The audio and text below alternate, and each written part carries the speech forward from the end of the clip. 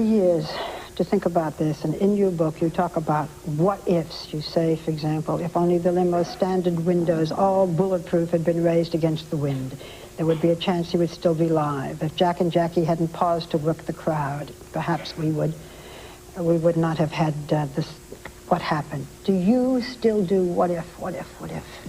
I did for a long time. You know, it's been 40 years, believe it or not. I can hardly believe it.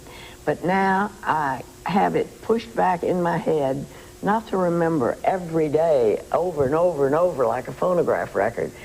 I can pull it out anytime I want, and I remember every single thing. But I don't have to live with it constantly. It must have been hard for you in the beginning. Very hard, and John's problem was he'd be sleeping and he would cry out in his sleep, and I asked him the first time, I said, "What's the matter, John? Your wounds?" He said, "They're always after me with a gun." And I said, "Who is after you?" He said, "I don't know who they are, but they're always after me." And, you know, we had to suffer and outgrow all of that because you have to face forward and live. You can't live forever in the horror of that time. Nellie, I know you still, by the way, kept that pink dress that you wore that day in your closet.